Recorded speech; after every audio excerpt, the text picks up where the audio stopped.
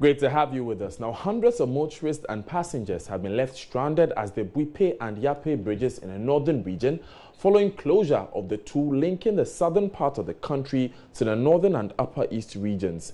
This road also links Ghana to Burkina Faso and Mali. Minister for Roads and Highways, Kwesi Amoakwata, last week led a team which included the Northern Regional Security Council to inspect the dilapidated bridges. Mr. Amoakwata subsequently ordered the closure of the two bridges for maintenance, which pose a threat to motorists and pedestrians.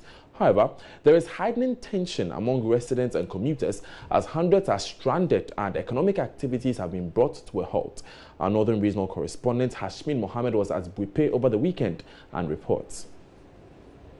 It's been 6 days since the closure of the Buipe and Yapei bridges linking the southern part of the country to the northern regions for major rehabilitation work to commence. This is the third major rehabilitation works by the Ghana Highway Authority for these two bridges this year alone, which poses as a threat to pedestrians and motorists. There are no signs of construction equipment at the two bridges to start the rehabilitation works, which had been cited as the reason by the Ministry of Roads and Highways for the closure. Several articulated trucks carrying perishable goods and animals heading to the northern regions and other neighboring countries are parked here without any success of crossing the bridge.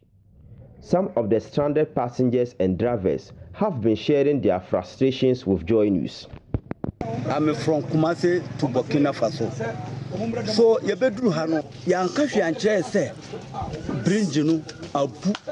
when we got here, they didn't tell us anything. We're not told the bridge is broken or there is something wrong with it. More than 5 days we are here. We don't have food or water. I don't know what we're doing. And For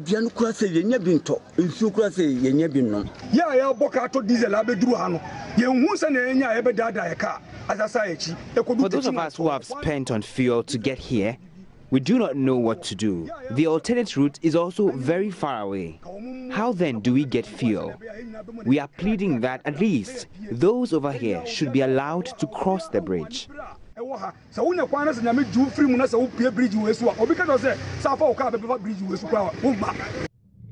assemblyman for the Buipe area, Alhassan Seydou Lampo, who has been witnessing the frustrations of the passengers, said several of the stranded passengers have fallen sick since the closure of the bridge. They are stranded, they are hungry, and some of them they carry perished goods.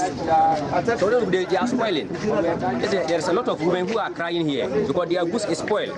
They have to throw everything away. How are they going to make accounts? And this is a traditional route. Somebody will go from country to country, and you expect them to play here for 5 days. The other time when it happened, they kept some plates. For Joy News, Hashmin Mohammed reports from Buipe. Now we have with us on the line the District Chief Executive for Central Gonja, where the Buipe Bridge is situated, Dr. Mustafa Mahama. Thank you very much, sir, for your time. Before the closure of the bridge, what were the arrangements made? Unfortunately, we seem to be having a challenge with the phone lines. We've lost Dr. Mahama there. But as you can see there, our man on the ground, Hashmin Mohammed, visited the Buipe Bridge and he interacted with some drivers. Now, the situation is not too different from the Yapei Bridge, which is some kilometers north of the Buipe Bridge. So at the Buipe Bridge, you have typically drivers going from the southern part of Ghana to the northern part of Ghana and outside the country, and the Yapei Bridge is the opposite. But we have on the line with us Dr. Mustafa Mahama again. Mr. Mahama, thank you. Dr. Mahama, thank you for your time. Now, what were the arrangements made before the closure of the bridge? Hello? Yes, if you can hear me. What were the arrangements made before the closure of the bridge? Yeah, good morning to your cherished listeners. Yeah, I think the arrangement was that a message was given for the alternative route for all the commuter trucks to use. I think that was done a couple of days before the minister himself came around. So there were plans to close the bridge even before the minister came to Buipe? Yes, there were plans. Right. Initial assessment was done over here before giving the message, and then he had to rush in to assess with all the technical people to see the extent, and for that matter, the action that needs to be taken. That means you had ample time to prepare for this closure. Yes. How was the message disseminated in the first place? Well, I think the first place, the highways, to the best of my knowledge, they've sent like the circular to most of the areas, especially to the drivers, as to the alternative routes that they will be using.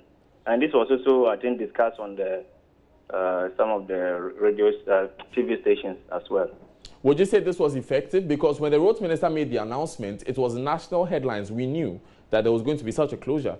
But with this announcement you're talking about with the highway authority, it looks like it fell on deaf ears. If the numbers the number of drivers who have been stranded at Buipe is anything to go by.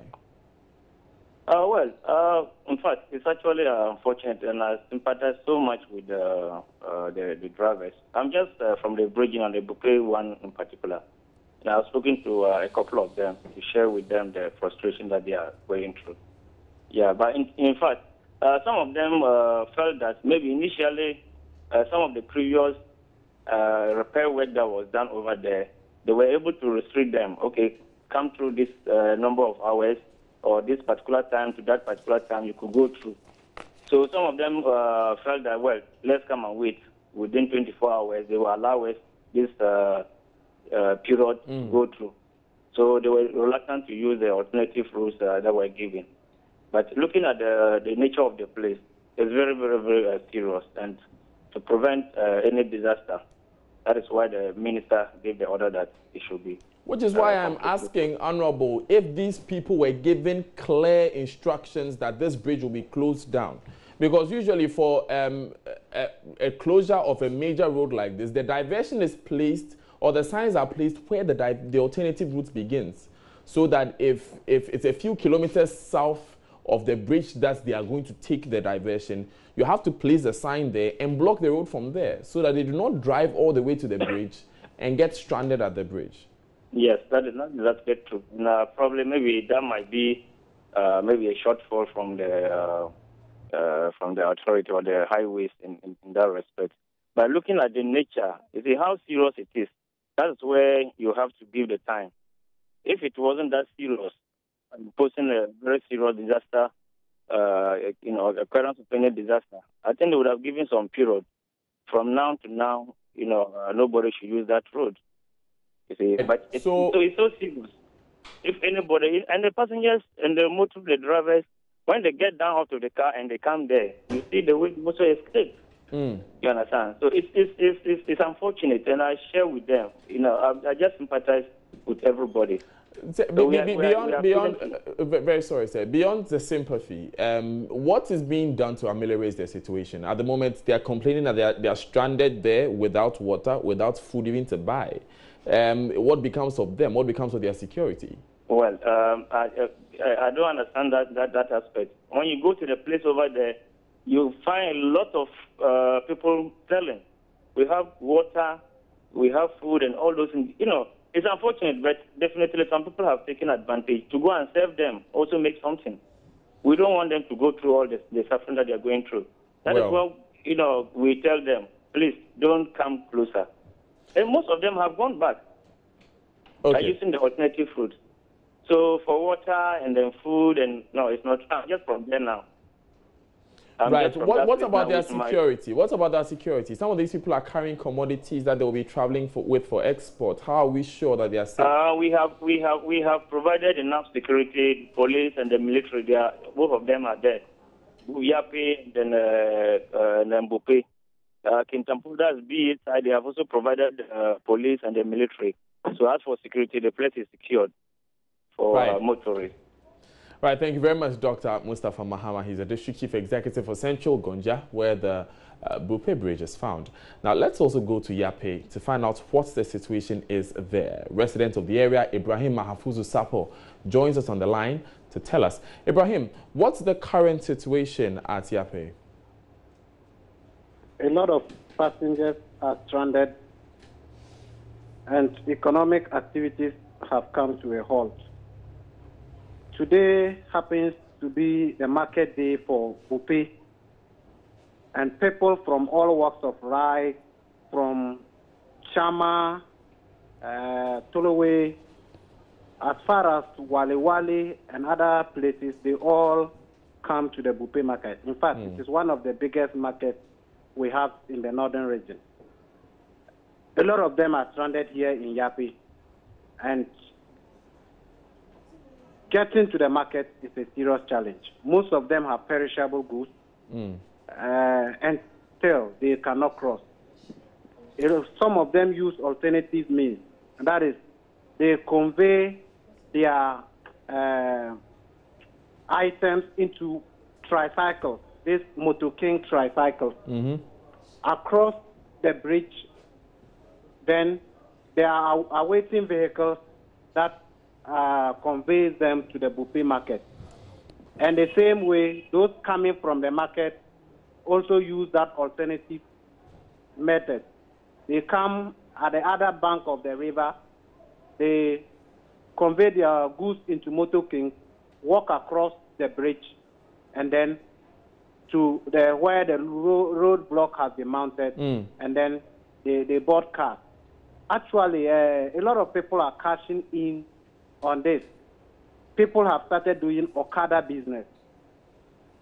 That is to pick from the other bank to the North Bank. And with this, I learned some of them charge as much as 5 cedis to carry the people across the bridge. With a tricycle, if they are carrying passengers, which is illegal anyway, they also charge about 2 cedis per person when they are picking them across the bridge. So these are some of the activities that are going on. Health-wise, it is also affecting the people. Like Buipe is our district capital, and that is where the district polyclinic is located. So if somebody is seriously ill in any of the communities around, he or she will not be able to access the polyclinic. Right. And vice versa, if there's a referral case, sometimes if you are not in an ambulance, it becomes very difficult for you to get across the Tamale Teaching Hospital, which is the major referral center we have in the northern region. Right. Now, Ibrahim, you were telling us that some arrangements have been made. Motor Kings are crossing, the tricycles are crossing, and some people are trying to find their way around the situation. Is a situation that's dire? We are seeing images of people gathering around fires this dawn. Is a situation that's dire with all these arrangements made? You know, the Harmattan has just set in, and earlier in the morning, these alternative means were not available. So people were just gathering around. Most of them didn't know that they were coming to be stranded at the north bank of the river. So they have to find alternate ways of keeping themselves warm from the burden of the weather. And that was why you see people gathering around fire. But as of now, a lot of people have found their way through the alternative means by carrying their goods through the tricycles across the river. The military is ensuring, the military as well as the police personnel that have been deployed there are ensuring that this transition goes on well and people's goods are not stolen. They give them protection until they cross the other bank. Then the other people also take over until they are put into awaiting vehicles. Are there still a lot of people stranded without water or food? Well, with water, a lot of people are also selling around that area with water. Some people have established this tea vending joints, and I can see a lot of other people coming in with food. So the situation is somehow normal with regards to food and water. However, crossing is a major problem now. Okay.